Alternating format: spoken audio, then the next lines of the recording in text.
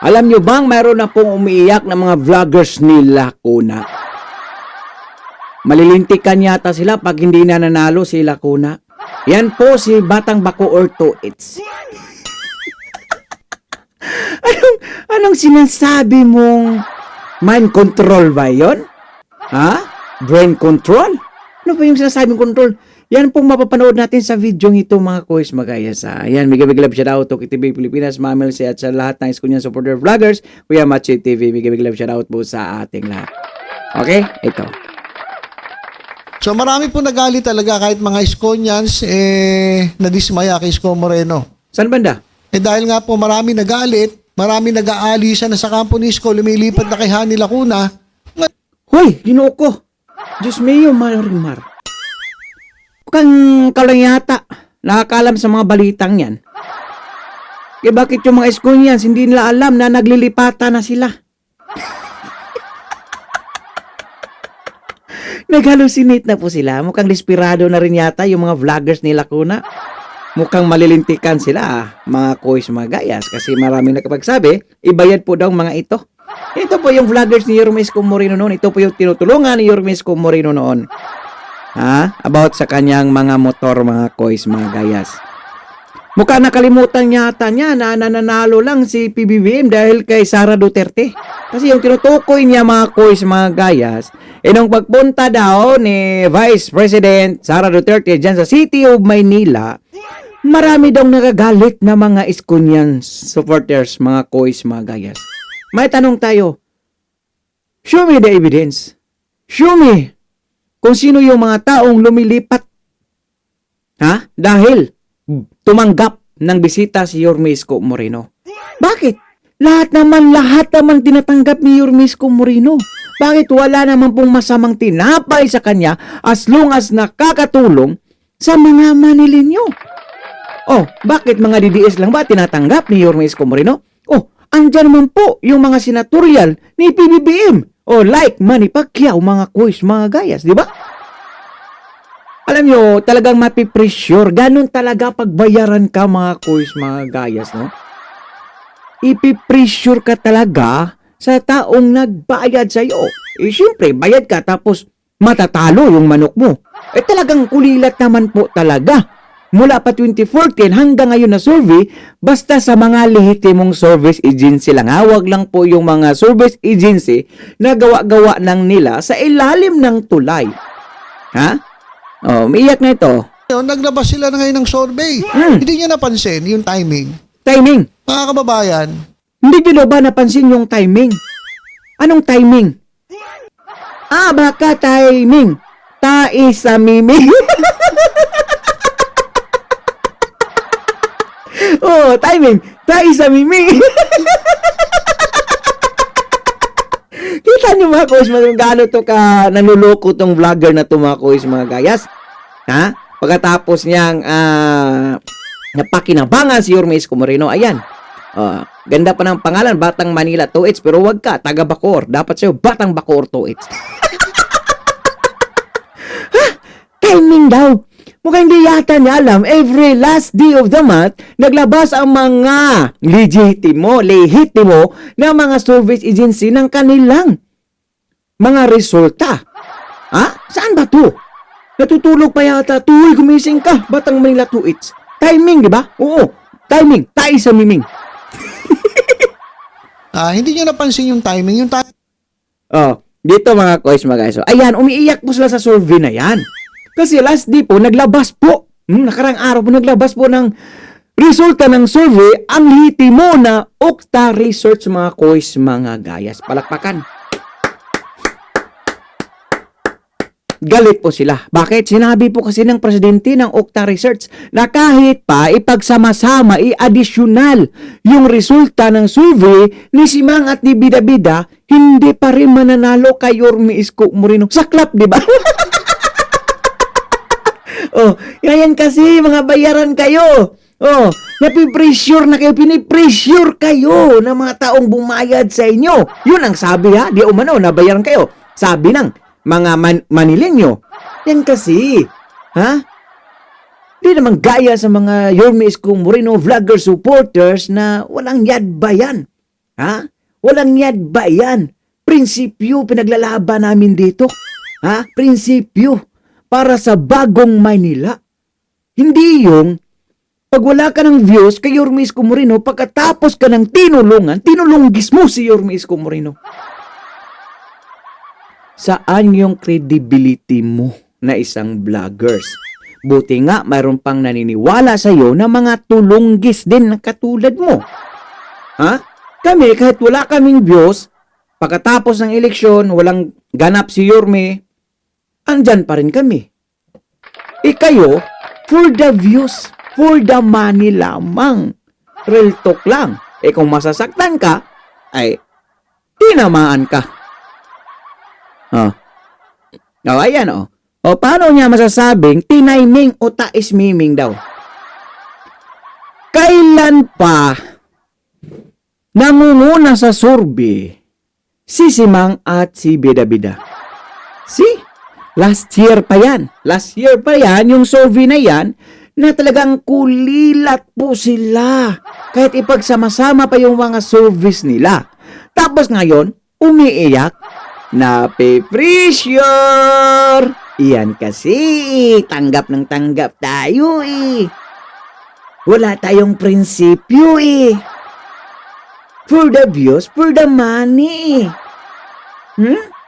Paano magtitiwala yung tao sa'yo, yung politiko sa'yo, na namamangka ka sa dalawang ilog?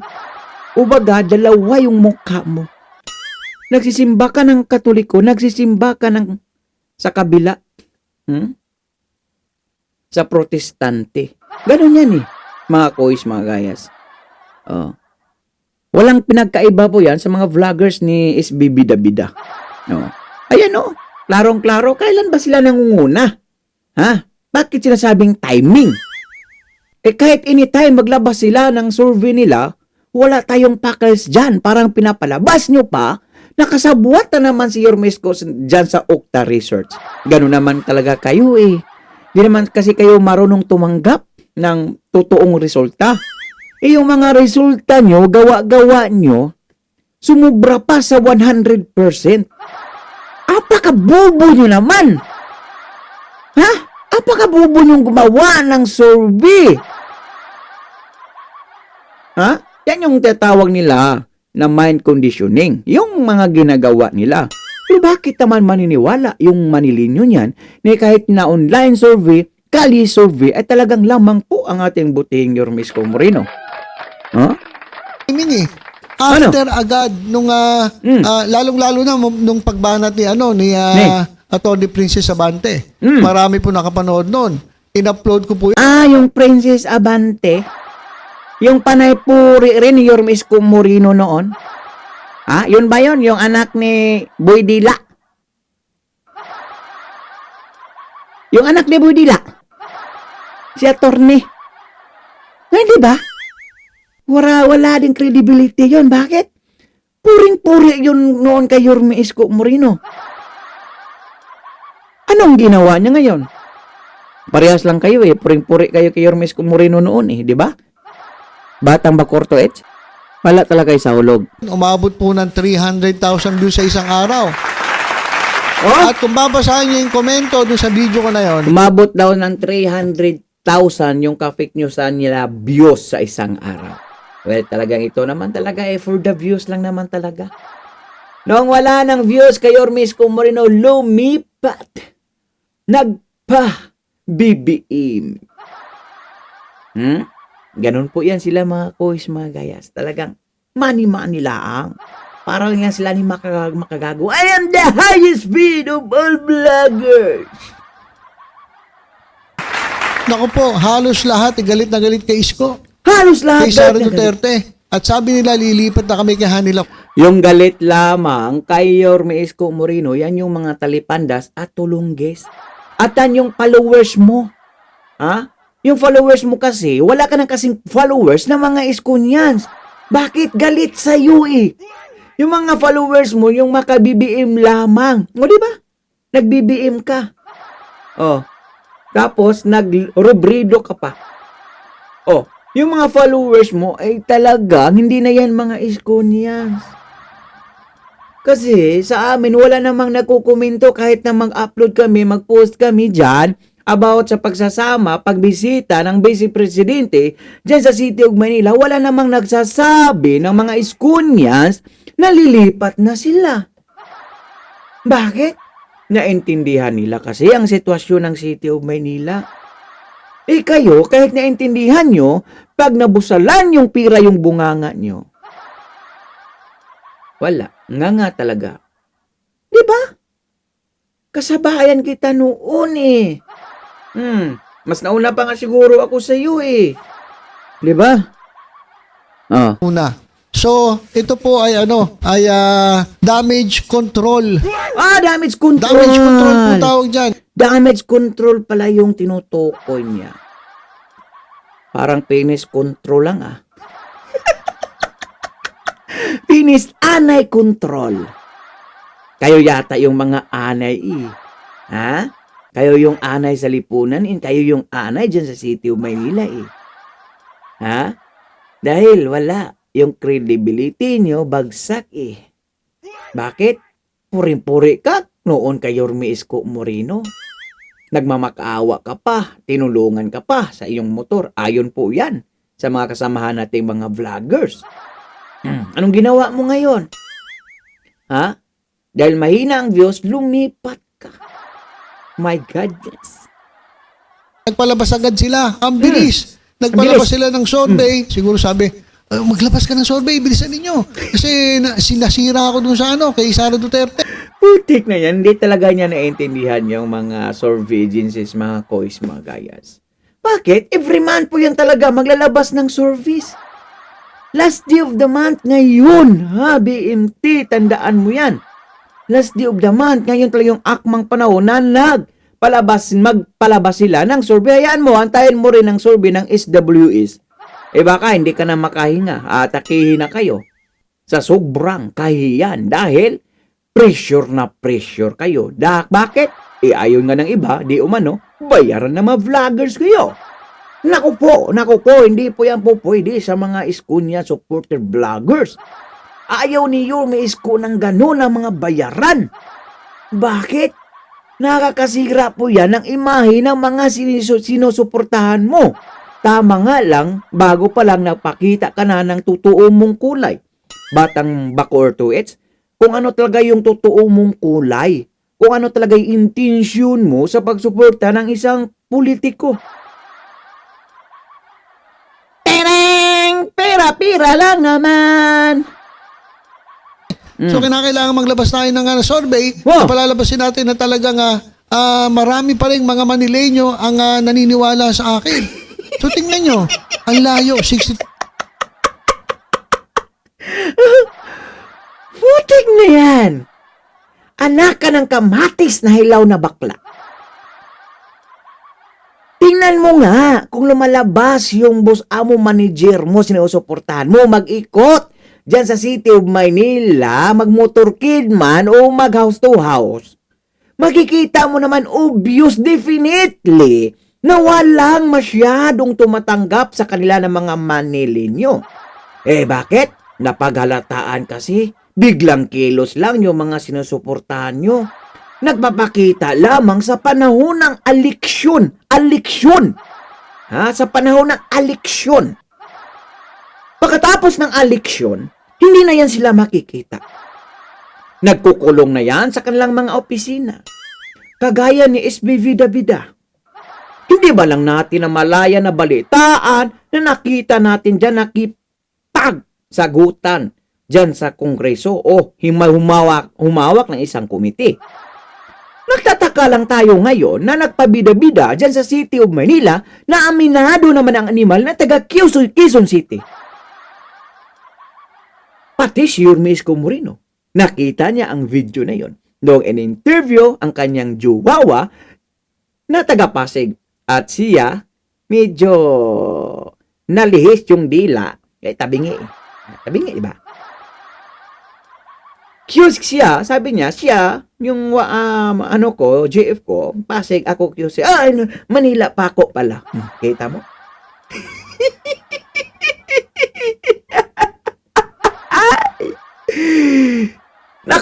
Wala ng isang linggo, batang Bakorto. Talagang mag-iiyakan na kayo mga vloggers nila. Kasama yung mga amo nyo, ha? 3%, 18 si Una, Excuse me Samuel po. Sosa 16. May lumabas sa survey mga kababayan, Ah. dikit na dikit ang laban. So etong survey na to, biglaan mga kababayan na Yan yung sinasabi niyang dikit na dikit ang laban. Yung mga survey nilang ginagawa sa ilalim ng tulay na sobra-sobra sa 100%. Gumawa naman kayo ng survey, yung bang parang katotohanan. Ha? Paano kasi maniniwala yung tao sa inyo, yung utaw sa inyo, yan yung survey ninyo, lagpas sa 100%. Kita mo?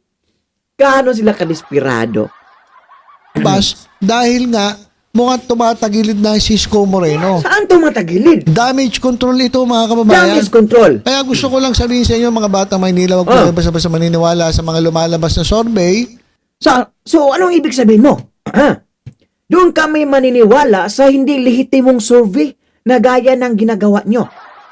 Tapos, hindi kami maniniwala sa mga lehitimo na mga service agency na mula pa noon hanggang ngayon. Baka nga, wala ka pa sa mundong ito, andyan na yung mga service na yan. Tapos sasabihin mo sa Manilinyo, huwag kaming maniwala doon sa mga lehitimong service agency. Ha? Sasabihin mo sa Manilinyo na doon kami maniniwala sa sarili niyong mga service na ginawa sa ilalim ng tulay. Aba, wow! Napaka-wow ka kung ikaw yung teacher, ikaw yung pinakamagaling na teacher. Doctorate ka, Batang Manila, Batang Bato Ortuits. Kayong pinaka-doctorate sa lahat ng mga doctorate. Ikaw na talaga. Lalong-lalo na kung yung timing ay meron pong may ibig. Lalong-lalo na yung timing, yung tais miming daw. Kailan ba nagiging timing yung paglabas ng mga service ng mga lehitimong service agency? Na talaga namang naglalabas sila ng survey every last day of the month. Ano bang pizza kahapon? Ano bang pizza ngayon? Ha? Naku po, ito talaga si Bata Sabihin Bakoto. Halatang-halata po damage control Damage control. O kasi nga po, kabi-kabila ang batikos kay Isko. Bakit mo pinayagang magsalita? Yung kalaban ng gobyerno. Sino bang bumabatikos kay Isko Moreno? Ha? Sino ba? Yun lang naman ang mga congressman dyan sa City of Manila. Yung sinasabi mo kanina na yung anak ng isang congressman na si Abante. O bakit? Natamaan sila nung padila-dila ni Sara Duterte? Nasasaktan kayo? Aba, nasasaktan kayo? Totoo naman, dumila si Abante. Ha? Tapos yung isa, nasasaktan ka rin. Si Chua, na hinamon na makipag-away kahit sa imbornal o sa kanal dyan sa City of Manila. Nako po, Batang Manila, Batang Bacoto, ibahin mo mga Bisaya. Sana yan. Tandaan mo, sana yan. Nagipagbugbugan niya noon sa Davao. Nasasaktan ba kayo? Kasi totoo Talagang masakit ang katotohanan, Batang Manila Tuits.